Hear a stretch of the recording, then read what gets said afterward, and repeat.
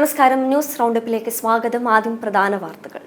സർക്കാർ പാനൽ തള്ളി. സിസ തോമസിനെയും കെ ശിവപ്രസാദിനെയും വിസിമാരായി വീണ്ടും നിയമിച്ച ഗവർണർ. കടുത്ത നിലപാടിലേക്ക് സർക്കാർ.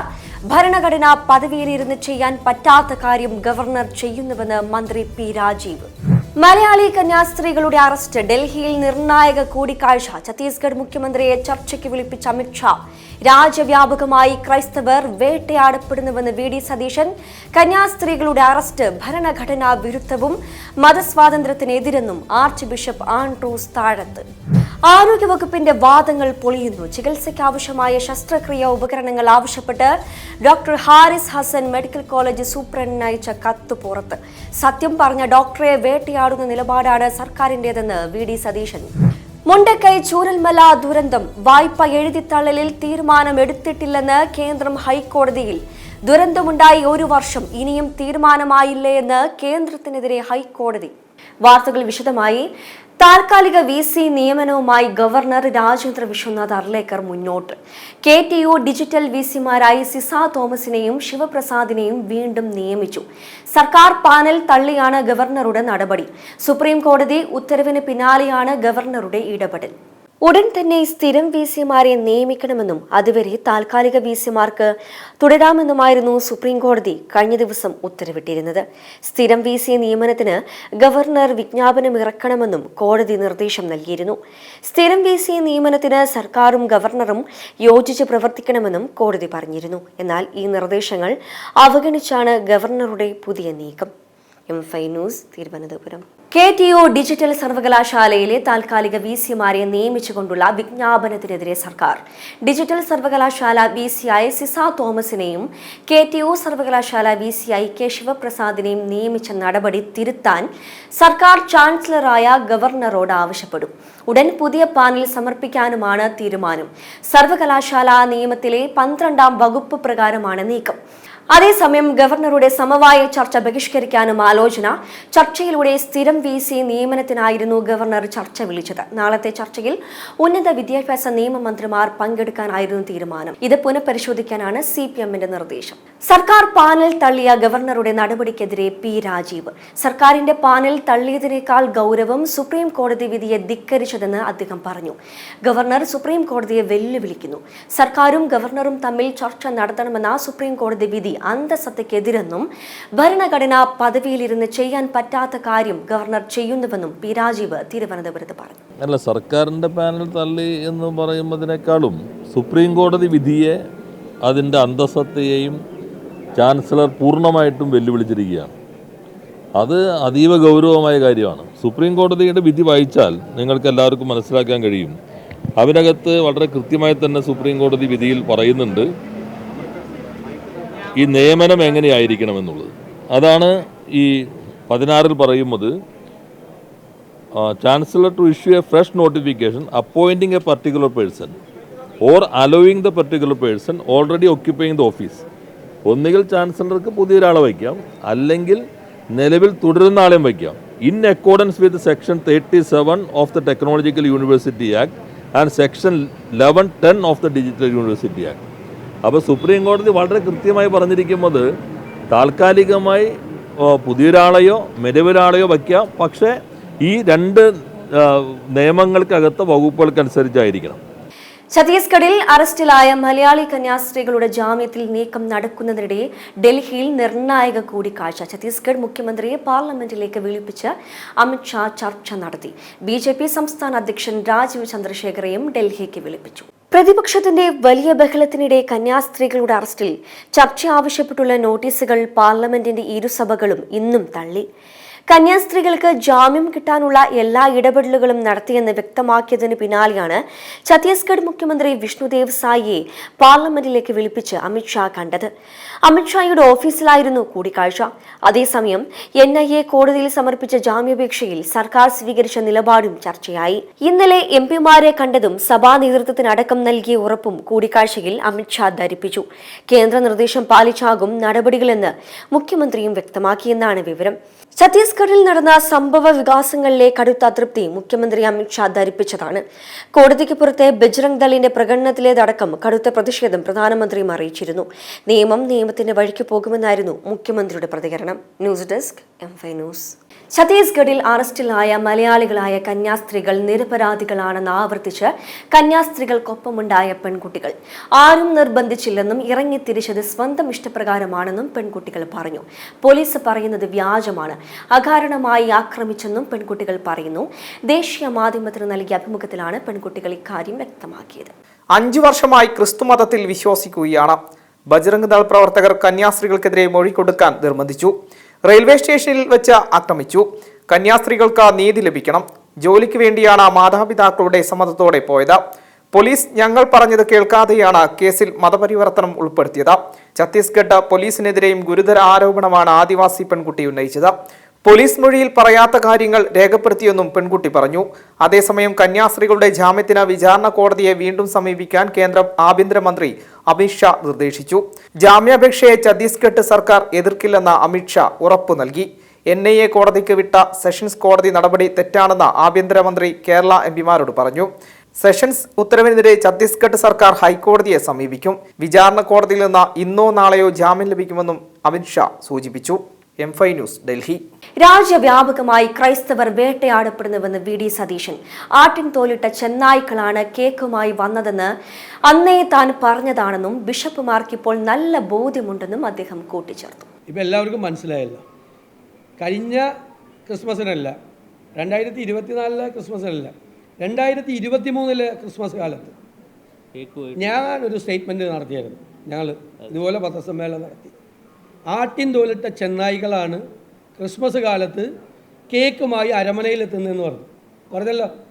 ഇപ്പോൾ ഏകദേശം 1.5 കൊല്ലമായി. ഇപ്പോൾ അവർ തന്നെ ഏറ്റു പറയേണ്ടല്ലോ അതെല്ലാം. ആട്ടിൻ തോലിട്ട ചെന്നായികളായിരുന്നു കേക്കുമായിട്ട് വന്നത്. ഇനി ആര് കേക്കും കിരീടമായിട്ട് ഇങ്ങോട്ട് വരണ്ടെന്ന് അവർ പറഞ്ഞല്ലോ. ഞങ്ങളത് പറയാൻ കാര്യം, രാജ്യവ്യാപകമായി ക്രൈസ്തവർക്ക് നേരെ ആക്രമണങ്ങൾ നടക്കുക. 834 സംഭവങ്ങളാണ് കഴിഞ്ഞ 365 ദിവസത്തിനുള്ളിൽ നടന്നിരിക്കുന്നത്. എത്ര വൈദികരാണ് ജയിലിലുള്ളത്? എങ്ങനെയാണ് സ്റ്റാൻ സ്വാമിയെ കൊന്നത്? ആദിവാസികളുടെ ഇടയിൽ പ്രവർത്തിച്ചു എന്നതിൻ്റെ പേരിൽ വന്ധ്യവയോധികനായ പാർക്കിൻസൺ ഡിസീസ് ബാധിച്ച 1 ഗ്ലാസ് വെള്ളം 2 കൈവച്ചും ചേർത്ത് കുടിക്കാൻ പറ്റാത്ത ഒരാളെ ജയിലറയ്ക്കുള്ളിൽ ചങ്ങലക്കിട്ട് ഒരു സ്ട്രോ വെള്ളം കുടിക്കാൻ ചോദിച്ചിട്ട് കൊടുത്തില്ല. പ്രായമുള്ള ഒരാൾക്ക് കൈ 2 ചേർത്ത് പിടിച്ച് ഗ്ലാസ് പിടിക്കാൻ പറ്റാത്ത ഒരാളെ ജയിലിലിട്ട് കൊല്ലയത്. അത് ചെയ്ത ഭരണകൂടമാണ്. രാജ്യവ്യാപകമായിട്ട് ഇത് ചെയ്തുകൊണ്ടിരിക്കുകയാണ്. ആസാമിൽ, മധ്യപ്രദേശിൽ, ഒഡീഷയിൽ, ഗുജറാത്തിൽ, ഉത്തർപ്രദേശിൽ, മഹാരാഷ്ട്രയിൽ വ്യാപകമായി ചെയ്യാണ്. സഭാവസ്ത്രങ്ങൾ അണിഞ്ഞ് കന്യാസ്ത്രീയന്മാർക്കോ അച്ഛന്മാർക്കോ യാത്ര ചെയ്യാൻ പറ്റാത്ത സ്ഥിതിയാണ് രാജ്യത്തുടനീളം. എന്നിട്ടാണ് ഇവിടെ വന്നിട്ട് ഇവിടെ അരമനയിൽ പോയി ഞങ്ങൾ അവിടെ പറഞ്ഞിട്ടുണ്ട്. ഇവരാണോ ജാമ്യം കൊടുക്കുന്നത്? ഇവരുടെ സർക്കാരല്ലേ ഇവരെ ജയിലിലാക്കിയത്. അവർ ശക്തിയായി എതിർത്തിട്ട് ഇല്ലാത്ത കേസ് അവരുടെ തലയിൽ കെട്ടിവെച്ച് NIA കോടതിയിലേക്ക് വിടണം എന്ന് ഗവൺമെൻറ്റല്ലേ ആവശ്യപ്പെട്ടത്. എന്നിട്ട് ഇവർ ഈ പറയുന്നതിന് എന്താ അർത്ഥം? അപ്പോൾ കൈ മലത്തി കാണിക്കുക കേക്കുമായിട്ട് പോയ ആളുകൾ. കന്യാസ്ത്രീകളുടെ അറസ്റ്റ് ഭരണഘടനാ വിരുദ്ധവും മതസ്വാതന്ത്ര്യത്തിന് എതിരെന്നും തൃശൂർ അതിരൂപത ആർച്ച് ബിഷപ്പും CBCI അധ്യക്ഷനുമായ ആർച്ച് ബിഷപ്പ് ആൻഡ്രൂസ് താഴത്ത് BJP സംസ്ഥാന അധ്യക്ഷൻ രാജീവ് ചന്ദ്രശേഖറുമായുള്ള കൂടിക്കാഴ്ചയ്ക്ക് ശേഷം മാധ്യമങ്ങളോട് സംസാരിക്കുകയായിരുന്നു അദ്ദേഹം. എത്രയും വേഗം സിസ്റ്റർമാരെ മോചിപ്പിക്കണമെന്നും ഇക്കാര്യത്തിൽ രാജീവാണ് ആദ്യം പ്രതികരിച്ചതെന്നും ആൻഡ്രൂസ് താഴത്ത് പറഞ്ഞു. ന്യൂനപക്ഷങ്ങൾക്ക് നീതിയും സുരക്ഷിതത്വവും വേണമെന്നും രാജീവ് തങ്ങളെ കാണാൻ വന്നതിൽ സന്തോഷമെന്നും അദ്ദേഹം കൂട്ടിച്ചേർത്തു. തിരുവനന്തപുരം മെഡിക്കൽ കോളേജിലെ ശസ്ത്രക്രിയാ ഉപകരണങ്ങളുടെ ക്ഷാമം അറിയിച്ചില്ലെന്ന ആരോഗ്യ വകുപ്പിന്റെ അന്വേഷണ റിപ്പോർട്ടിലെ വാദം പൊളിയുന്നു.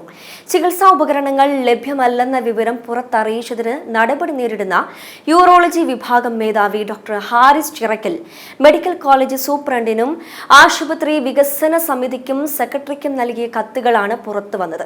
മൂത്രാശയ ചികിത്സയ്ക്ക് ആവശ്യമായ ഉപകരണങ്ങൾ ഇല്ലാത്തതിനാൽ രോഗികൾക്ക് കൃത്യമായ ചികിത്സ നൽകാൻ കഴിയുന്നില്ലെന്നാണ് കത്തുകളിൽ ഡോക്ടർ ഹാരിസ് ചൂണ്ടിക്കാട്ടുന്നത്. പ്രതിസന്ധി അറിയിച്ചുകൊണ്ട് മാർച്ച് മാസങ്ങളിലും ജൂൺ മാസങ്ങളിലും സൂപ്രണ്ടിന് കത്ത് നൽകിയിരുന്നു. തന്നോടൊപ്പം പലയിടത്തും ജോലി ചെയ്തവരാണ് വിദഗ്ധ സമിതിയിൽ ഉണ്ടായിരുന്നത്. എന്ത് റിപ്പോർട്ടാണ് കൊടുത്തത് എന്ന് തനിക്കറിയില്ലെന്ന് ഡോക്ടർ ഹാരിസ് വൈകാരികമായി പ്രതികരിച്ചു.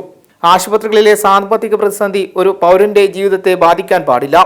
ഉപകരണക്ഷാമം നേരത്തെ അറിയിച്ചിട്ടുണ്ട്. കത്ത് മൂലം പരാതി അറിയിക്കുന്നതിനും പ്രശ്നമുണ്ട്. കത്തടിക്കാനുള്ള പേപ്പർ പോലും നമ്മൾ പണം കൊടുത്ത് പുറത്തുനിന്ന് വാങ്ങണം.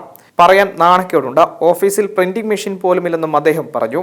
അതേസമയം ഡോക്ടർ ഹാരിസിന്റെ നടപടികൾ സർവീസ് ചട്ടലംഘനം എന്നായിരുന്നു അന്വേഷണ സമിതിയുടെ റിപ്പോർട്ടിലെ കണ്ടെത്തൽ. ഇത് പ്രകാരമാണ് മെഡിക്കൽ വിദ്യാഭ്യാസ വകുപ്പ് ഡയറക്ടർ കാരണം കാണിക്കൽ നോട്ടീസ് നൽകിയത്.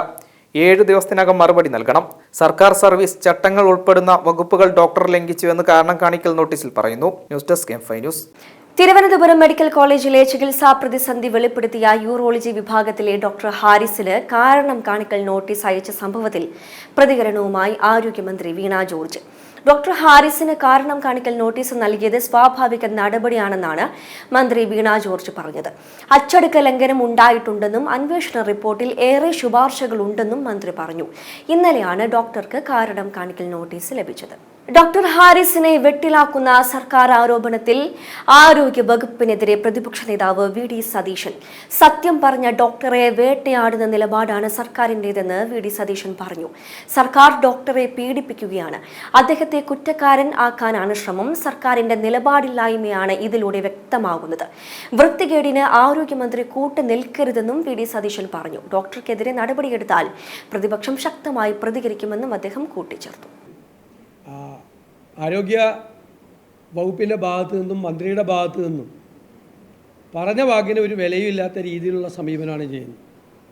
ഇടയ്ക്കിടയ്ക്ക് ഇങ്ങനെ മാറിക്കൊണ്ടിരിക്കും.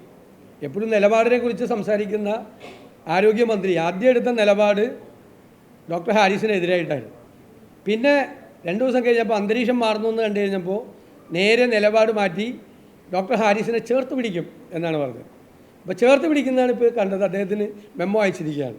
അദ്ദേഹത്തെ കുറ്റക്കാരനാക്കി അദ്ദേഹം വലിയ കുറ്റകൃത്യം ചെയ്തു എന്നുള്ള മട്ടിൽ അദ്ദേഹത്തിൻ്റെ തലയിൽ ഇത് മുഴുവൻ കെട്ടിവെക്കാനുള്ള ശ്രമം നടന്നിട്ടുണ്ട്. ഈ സർക്കാരിൻ്റെ നിലപാടില്ലായ്മയാണ് അതിലൂടെ വ്യക്തമാകുന്നത്. 1 മാസം മുമ്പ് പറഞ്ഞ കാര്യങ്ങളെല്ലാം ഇപ്പം ഇന്ന് നടക്കുന്നത്, ഇന്നലെയായിട്ട് നടക്കുന്നത്. ഒരു സത്യം തുറന്നു പറഞ്ഞതിൻ്റെ പേരിൽ ഒരു ഡോക്ടർ ക്രൂശിക്കപ്പെടുന്ന പരിതാപകരമായ ഒരു അവസ്ഥയാണ്. അതിനെതിരായി പ്രതിപക്ഷം അതിശക്തിയായി പ്രതികരിക്കും. ആ ഡോക്ടറുടെ പേരിൽ നടപടിയെടുക്കാനുള്ള ഏത് തീരുമാനത്തെയും ഞങ്ങൾ ശക്തിയായി എതിർക്കും. അദ്ദേഹത്തെ ബലിയാടാക്കരുത്. കേരളത്തിലെ ആരോഗ്യരംഗത്ത് നടക്കുന്ന സംഭവങ്ങൾ അദ്ദേഹം അതൊന്നും ഒരു രാഷ്ട്രീയമായി പറഞ്ഞതല്ല എന്ന് എല്ലാവരും പറഞ്ഞു.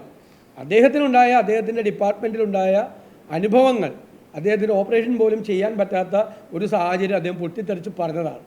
അതിനെ ഒരു ക്വാളിറ്റേറ്റീവായിട്ടുള്ളൊരു ചേഞ്ചിന് വേണ്ടി, ഗുണപരമായൊരു മാറ്റം ആ രംഗത്തുണ്ടാക്കാൻ ഉപയോഗിക്കുന്നതിന് പകരം അദ്ദേഹത്തെ വേട്ടയാടി ഇനി ആരെങ്കിലും ഡോക്ടർമാർ കേരളത്തിൽ വാ തുറക്കാതിരിക്കാൻ വേണ്ടിയിട്ടാണ്, വായടപ്പിക്കാൻ വേണ്ടിയിട്ടുള്ള ശ്രമമാണ് ഇപ്പോൾ അദ്ദേഹത്തിനെതിരായിട്ടുള്ള ഒരു നടപടിയുമായി മുന്നോട്ട് പോകുന്നതിൻ്റെ അർത്ഥം. ഒന്നും ചെയ്യില്ല, അദ്ദേഹത്തെ ചേർത്ത് പിടിക്കും എന്ന് പറയുന്ന മന്ത്രി എന്തിനാണ് ഇത്രയും വൃത്തികേടുകൾക്ക് നേതൃത്വം കൊടുക്കുന്നത് എന്നതാണ് ഞങ്ങളുടെ ചോദ്യം. വയനാട് മുണ്ടക്കൈ ചൂരൽമല ദുരന്ത ബാധിതരുടെ വായ്പ എഴുതിത്തള്ളുന്നതിൽ തീരുമാനമെടുത്തിട്ടില്ലെന്ന് കേന്ദ്ര സർക്കാർ ഹൈക്കോടതിയിൽ. ദുരന്തം നടന്നിട്ട് 1 വർഷമായെന്നും ഇനി എപ്പോൾ തീരുമാനമെടുക്കുമെന്നും കോടതി ചോദിച്ചു. വയനാട് ദുരന്തവുമായി ബന്ധപ്പെട്ട ഹൈക്കോടതി സ്വമേധയാ കേസെടുക്കുകയും അതിന്റെ വാദപ്രതിവാദങ്ങൾ പുരോഗമിക്കുന്നതിന്റെയും ഇടയിലാണ് ദുരന്തബാധിതരുടെ കടം എഴുതിത്തള്ളാനായി എന്ത് നിലപാട് സ്വീകരിച്ചുവെന്ന കാര്യത്തിൽ കഴിഞ്ഞ തവണ ഹർജി പരിഗണിക്കവേ കോടതി ചോദിച്ചിരുന്നു. എന്നാൽ കേന്ദ്രം ഇതിന് നൽകിയ ആദ്യ മറുപടി ദുരന്ത നിവാരണ അതോറിറ്റിയുമായി ബന്ധപ്പെട്ട ചില ഭേദഗതികൾ വന്നിട്ടുണ്ടെന്നും അതുകൊണ്ട് തന്നെ വായ്പ എഴുതിത്തള്ളാനുള്ള അധികാരം നിലവിലില്ലെന്നും കേന്ദ്ര കോടതിയെ അറിയിച്ചിരുന്നു. സംസ്ഥാനത്തിന്റെ കീഴിലുള്ള കേരള ബാങ്ക് അടക്കമുള്ളവ ദുരന്തബാധിതരുടെ വായ്പ എഴുതി തള്ളിയിട്ടുണ്ട്. അത് മാതൃക ആക്കിക്കൂടെയെന്നും ഹൈക്കോടതി കേന്ദ്രത്തോട് ചോദിച്ചു. എന്നാൽ വായ്പ എഴുതി തള്ളുമോ ഇല്ലയോ എന്ന കാര്യത്തിൽ തീരുമാനം ഉടൻ അറിയിക്കാൻ തയ്യാറാകണമെന്ന് സംസ്ഥാന സർക്കാർ കേന്ദ്ര സർക്കാരിനോട് ആവശ്യപ്പെട്ടിട്ടുണ്ട്. എങ്കിൽ മാത്രമേ സർക്കാരിന് ഉചിതമായ തീരുമാനം കൈക്കൊള്ളാൻ സാധിക്കുകയുള്ളൂ. കേസ് അടുത്ത ബുധനാഴ്ച കോടതി വീണ്ടും പരിഗണിക്കും. News desk M5 news. Rapper Vedan പ്രതിയായ ബലാത്സംഗ കേസിൽ തൃക്കാക്കര SP-യുടെ മേൽനോട്ടത്തിൽ അന്വേഷണം നടക്കും. ഇൻഫോ പാർക്ക് SHOയ്ക്കാണ് നിലവിലെ ചുമതല. രഹസ്യമൊഴി പകർപ്പ് ലഭിച്ച ശേഷം തുടർ നടപടികൾ സ്വീകരിക്കും. ഇതിനുശേഷമായിരിക്കും കേസിൽ വേടനെ ചോദ്യം ചെയ്യാൻ വിളിപ്പിക്കുക. പരാതിയുടെ അടിസ്ഥാനത്തിൽ കൊച്ചിയിലും കോഴിക്കോടും പരിശോധനകൾ നടത്തും. അതേസമയം വേടനുമായി യുവതിയുടെ സാമ്പത്തിക ഇടപാടുകൾ പോലീസ് സ്ഥിരീകരിച്ചു. 5 തവണ പീഡനം നടന്നെന്നും കോഴിക്കോടും കൊച്ചിയിലും ഏലൂരിലും വെച്ച് പീഡിപ്പിച്ചുവെന്നുമാണ് യുവതിയുടെ മൊഴി. ലഹരി മരുന്ന് ഉപയോഗിച്ച ശേഷം പീഡിപ്പിച്ചെന്നും യുവതി മൊഴി നൽകിയിട്ടുണ്ട്. ഇക്കാര്യങ്ങളൊക്കെ അറിയുന്ന സുഹൃത്തുക്കളുടെ പേരും യുവതിയുടെ മൊഴിയിലുണ്ട്. 2023 ജൂലൈ മുതൽ തന്നെ ഒഴിവാക്കിയെന്നും വിളിച്ചാൽ ഫോൺ എടുക്കാതെയായി എന്നും യുവതി വെളിപ്പെടുത്തുന്നു.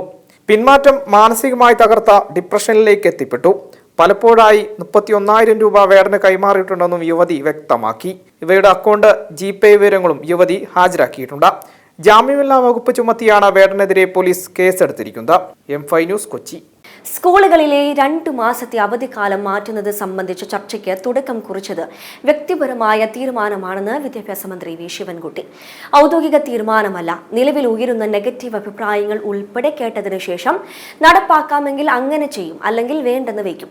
മുഖ്യമന്ത്രിയുമായി ആലോചിച്ചാകും അന്തിമ തീരുമാനമെന്നും വി ശിവൻകുട്ടി പറഞ്ഞു. മഴക്കാലത്ത് സ്കൂൾ പ്രവർത്തിക്കുന്നതിന് ചില പ്രശ്നങ്ങളുണ്ട്. നെഗറ്റീവായി പറയുന്നവരുടെ അഭിപ്രായവും പരിഗണിക്കുമെന്നും മന്ത്രി പറഞ്ഞു. കേരളത്തിനെ മൊത്തത്തിൽ ബാധിക്കുന്ന വിഷയമാണ്. ഔദ്യോഗിക തീരുമാനം മുഖ്യമന്ത്രിയുമായി സംസാരിച്ച ശേഷമാകും.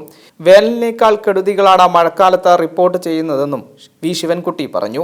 വിദ്യാഭ്യാസ മന്ത്രി ആരംഭിച്ച ചർച്ചകൾ സജീവമാകുകയാണ്. കേരളത്തിൽ മഴക്കാല കെടുതികൾ ശക്തമാകുന്ന സാഹചര്യത്തിൽ വേനലവധി ഏപ്രിൽ മെയ് മാസങ്ങളിൽ നിന്നും ജൂൺ ജൂലൈ മാസങ്ങളിലേക്ക് മാറ്റുന്നതിനെക്കുറിച്ചാണ് ആലോചനയെന്നും അദ്ദേഹം കൂട്ടിച്ചേർത്തു.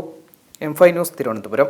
സംസ്ഥാനത്ത് സ്കൂളുകളിൽ ഇന്നു മുതൽ പുത്തൻ മെനു. വിദ്യാർത്ഥികൾക്കായുള്ള പുതുക്കിയ ഉച്ചഭക്ഷണ മെനു ഇന്നു മുതൽ ആരംഭിച്ചു. ഇത് പ്രകാരം ആഴ്ചയിൽ ഒരിക്കൽ വെജ് ബിരിയാണിയും ഫ്രൈഡ് റൈസും വിദ്യാർത്ഥികൾക്ക് ലഭിക്കും. സ്കൂളുകളിലെ ഉച്ചഭക്ഷണവും പരിഷ്കരിച്ചതോടെ വിദ്യാർത്ഥികളും ഹാപ്പിയായി. പുതിയ മെനു വിദ്യാർത്ഥികൾ ഏറ്റെടുത്ത മട്ടാണ്. ഓഗസ്റ്റ് 1 മുതലാണ് സ്കൂൾ ഉച്ചഭക്ഷണ വിഭവങ്ങളിലും മാറ്റം വന്നത്. നേരത്തെ ചോറ്, സാമ്പാർ, അച്ചാറ് എന്നിവയായിരുന്നെങ്കിൽ ഇപ്പോൾ വിഭവസമൃദ്ധമാണ്. ഓരോ സ്കൂളിന്റെയും ശേഷിക്കനുസരിച്ചാണ് ഭക്ഷണ വിഭവ പട്ടിക. ആദ്യ ദിനമായ വെള്ളിയാഴ്ച ചോറിനൊപ്പം ചിക്കനാണ് മലപ്പുറം ഗവൺമെന്റ് LP സ്കൂളിൽ നൽകിയത്. കൂടാതെ തൈരും അച്ചാറും ഫ്രൂട്ട് സലാഡും നൽകി. ചിക്കൻ കിട്ടിയതോടെ സൂപ്പറാണെന്നാണ് വിദ്യാർത്ഥികൾ പറഞ്ഞത്. ചില ബിരുദന്മാരാകട്ടെ എന്നും ഇത് മതിയെന്നും. തിങ്കൾ മുതൽ വെള്ളി വരെ വ്യത്യസ്ത വിഭവങ്ങളാണ് നൽകുന്നത്. തിങ്കളാഴ്ച ചോറിനൊപ്പം പരിപ്പ് കറിയും കടല മസാലയും, ചൊവ്വാഴ്ച ചോറിനൊപ്പം സാമ്പാറും ക്യാരറ്റ് തോരനും, ബുധനാഴ്ച മുട്ട ബിരിയാണിയും, വ്യാഴാഴ്ച ഇലക്കറി സോയാബീനുമാണ് ഒരാഴ്ചയിലെ മെനു. ഇതിനു പുറമെ തക്കാളി റൈസ്, ലെമൺ റൈസ്, തേങ്ങാച്ചോറ്, വെജിറ്റബിൾ കുറുമ, മുട്ട റോസ്റ്റ്, അവിയൽ, സോയാബീൻ റോസ്റ്റ് എന്നിവയും ഭക്ഷണ വിഭവത്തിൽ ഉണ്ട്. പുതിയ മെനു വന്നതോടെ ഭക്ഷണം വാങ്ങാനും വിദ്യാർത്ഥികൾക്ക് ആവേശമാണ്. ഭക്ഷണം വേസ്റ്റാക്കാതെ മുഴുവനായി കഴിക്കുന്നുണ്ടെന്ന് അധ്യാപകരും സാക്ഷ്യപ്പെടുത്തുന്നുണ്ട്. ഏതായാലും ഭക്ഷണ വിഭവങ്ങൾ ഏറിയതോടെ വിദ്യാർത്ഥികളും അധ്യാപകരും ഹാപ്പിയാണ്. M5 news, Malappuram. UDF 2 പ്രധാനപ്പെട്ട വിഷയങ്ങളിൽ കോൺക്ലേവുകൾ സംഘടിപ്പിക്കുമെന്ന് VD സതീശൻ. നാളെ ഉന്നത വിദ്യാഭ്യാസ കോൺക്ലേവും ഓഗസ്റ്റ് 22-ന് ആരോഗ്യ കോൺക്ലേവും സംഘടിപ്പിക്കും. ഉന്നത വിദ്യാഭ്യാസ മേഖല തകർച്ചയിലാണെന്നും വിദ്യാർത്ഥികൾ പലായനം ചെയ്യുന്നതിന് എന്താണ് കാര്യമെന്ന് കോൺക്ലേവ് ചർച്ച ചെയ്യുമെന്നും VD സതീശൻ പറഞ്ഞു. 2 പ്രധാനപ്പെട്ട വിഷയങ്ങളിലുള്ള കോൺക്ലേവുകൾ ഓഗസ്റ്റ് മാസം UDF സംഘടിപ്പിച്ചിരിക്കുകയാണ്.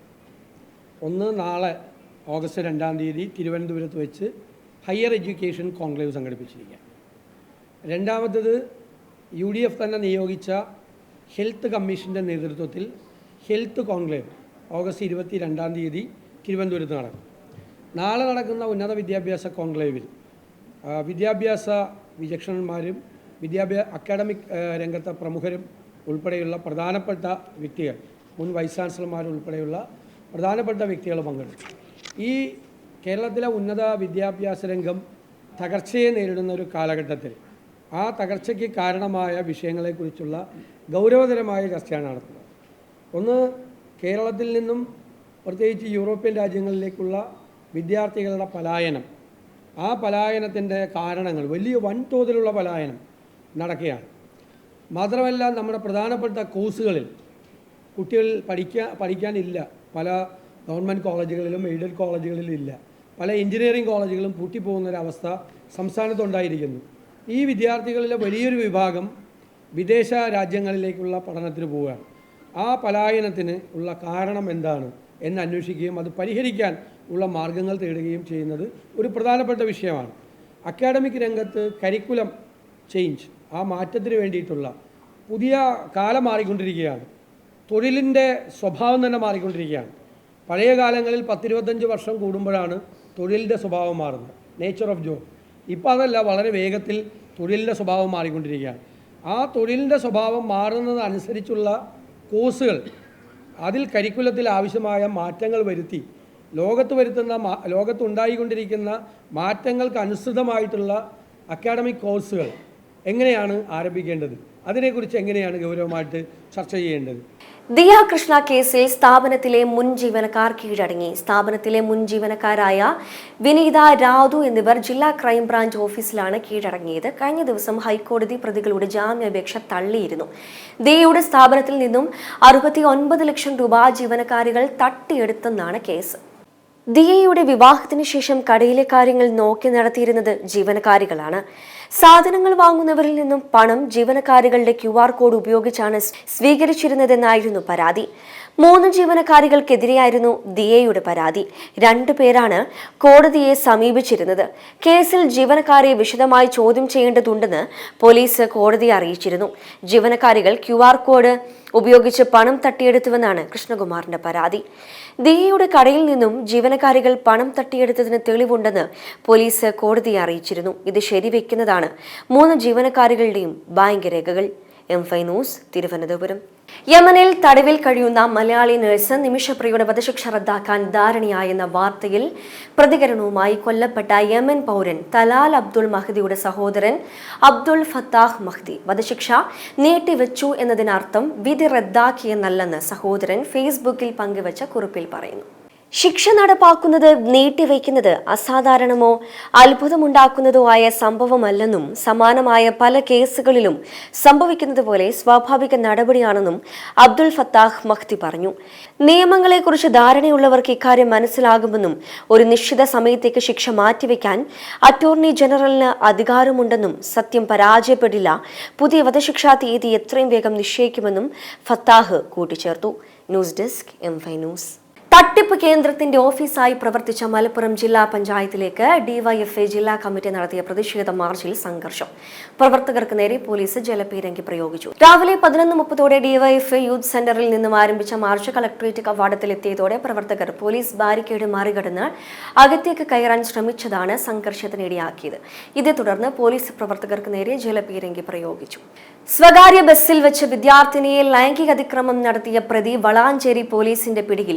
തൃക്കണാപുരം സ്വദേശി ചുള്ളിയിൽ സക്കീറിനെയാണ് വളാഞ്ചേരി പോലീസ് വരയിലാക്കിയത്. നിരവധി നിരീക്ഷണ ക്യാമറകൾ പരിശോധിച്ചതിന്റെ അടിസ്ഥാനത്തിലാണ് പ്രതിയിലേക്കെത്താൻ പോലീസിനായത്.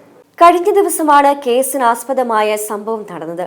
കൽപ്പകഞ്ചേരിയിൽ നിന്ന് ബസ്സിൽ കയറിയ പെൺകുട്ടിക്ക് നേരെ പുത്തനത്താണിയിൽ നിന്ന് കയറിയ സക്കീർ ലൈംഗിക അതിക്രമം നടത്തിയെന്നാണ് പരാതി. വളാഞ്ചേരി എത്തിയപ്പോൾ ആരോപണ വിധേയൻ കാവും പുറത്തിറങ്ങിയതായി ബസ് ജീവനക്കാർ അറിയിക്കുകയായിരുന്നു. ശേഷം ക്ലാസ്സിലെത്തിയ പെൺകുട്ടി വിഷമിച്ചിരിക്കുന്നത് ശ്രദ്ധയിൽപ്പെട്ട അധ്യാപകർ വിവരം തിരക്കുകയും സംഭവം വീട്ടുകാരെ അറിയിക്കുകയുമായിരുന്നു. പിന്നീട് വീട്ടുകാർ ഇടപെട്ടാണ് പരാതി നൽകിയത്. പ്രതിയെ രക്ഷപ്പെടാൻ ബസ് തൊഴിലാളികൾ ഇടപെട്ടുവെന്നും പോലീസിൽ പരാതിയുണ്ട്.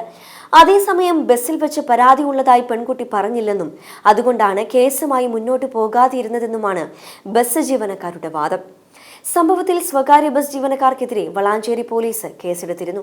ബസ് കസ്റ്റഡിയിലെടുത്തതിൽ പ്രതിഷേധിച്ച് വളാഞ്ചേരി തിരൂർ റൂട്ടിൽ സ്വകാര്യ ബസ്സുകൾ പണിമുടക്കി. ഇന്നലെ വളാഞ്ചേരിയിലെയും തിരൂരിലെയും ബസ് ഡ്രൈവർമാർ പണിമുടക്കി നഗരങ്ങളിൽ പ്രകടനം നടത്തിയിരുന്നു. Tirur DYSP Valanchery police inspector Basheer ചിറക്കലിന്റെ നേതൃത്വത്തിലാണ് പ്രതിയെ പിടികൂടിയത്. M5 news, Malappuram. പ്രധാന വാർത്തകൾ ഒരിക്കൽ കൂടി. സർക്കാർ പാനൽ തള്ളി. സിസ തോമസിനെയും K ശിവപ്രസാദിനെയും VC-മാരായി വീണ്ടും നിയമിച്ച ഗവർണർ. കടുത്ത നിലപാടിലേക്ക് സർക്കാർ. ഭരണഘടന പദവിയിലിരുന്ന് ചെയ്യാൻ പറ്റാത്ത കാര്യം ഗവർണർ ചെയ്യുന്നുവെന്ന് മന്ത്രി P രാജീവ്. മലയാളി കന്യാസ്ത്രീകളുടെ അറസ്റ്റ്. ഡൽഹിയിൽ നിർണായക കൂടിക്കാഴ്ച. ഛത്തീസ്ഗഡ് മുഖ്യമന്ത്രിയെ ചർച്ചയ്ക്ക് വിളിപ്പിച്ച അമിത്ഷാ. രാജ്യവ്യാപകമായി ക്രൈസ്തവർ വേട്ടയാടപ്പെടുന്നുവെന്ന് VD സതീശൻ.